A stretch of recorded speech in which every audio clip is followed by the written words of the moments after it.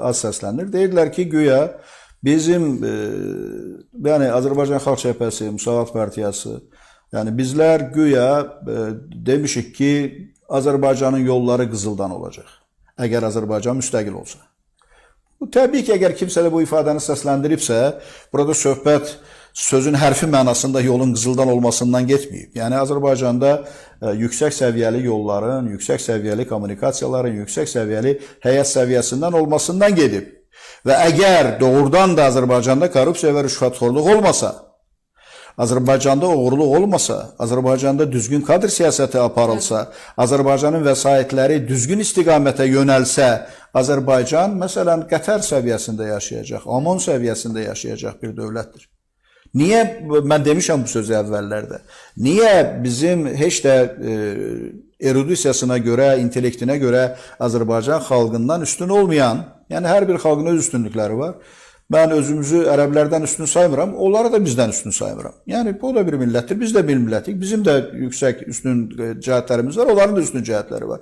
Amma necə olur ki, bir çox hallarda, məsələn, iqlim şəraiti Azərbaycandan qat-qat pis olan, həyat şəraiti Azərbaycandan qat-qat pis olan, inkişaf imkanları Azərbaycandan qat-qat çətin olan, neft ölkəsi olan ərəb ölkələrinin əksəriyyətində insanlar milyonçular kimi yaşayırlar. 10 il ərzində, 20 il ərzində böyük bir yüksəliş, böyük bir inkişaf gedir bu ölkələrdə, ərəb ölkələrində. Mən hələ Avropa ölkələrində, qərb ölkələrində demirəm. Amma Azərbaycanda yox. Niyə? Azərbaycanda sanki, məsələn, ərəb şeyxləri təbii ki, çox yüksək həyat səviyyəsi yaşayırlar. Diktatordurlar, diktatura rejimi qurublar. Amma ərəb xalqı da acından ölmür. Ərəb ölkələrinin bir çoxunda fəhlələr Pakistandan, Kanadadan, Avropadan gəlirlər, fəhlə işləyirlər. Avropanın, Şərqi Avropa ölkələrinin adamları ərəb ölkələrində bu fəhlə işləri, xidmət işlərində onlar çalışırlar, onlar işləyirlər. Niyə Azərbaycanda bu məsələlərin olmasının qarşısı alınıbdır? Niyə buna imkan verilmir? Hər yerdə insanların çörəyini kəsməyə çalışırlar. Hər yerdə adamların həyat şəraitinə maneçilik törətməyə çalışırlar. Yəni, bütün sahələrin üzərinə əl qoyublar. Məsələn, Qazaxstanda da korrupsiya var. Amma Qazaxstanda bütün sahələr hakimiyyətin nəzarəti altında deyil. Hər sahə üzərində monopoliya yoxdur.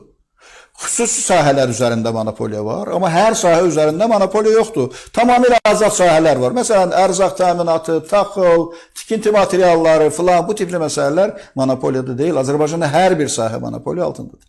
Hər şeyi nəzarət altına alırlar. Yəni, Azərbaycan xalqına qarşı bu davranış düşmənçilik davranışıdır və bu davranışlara son qoyulmalıdır. Çünki cəmiyyət narazıdır.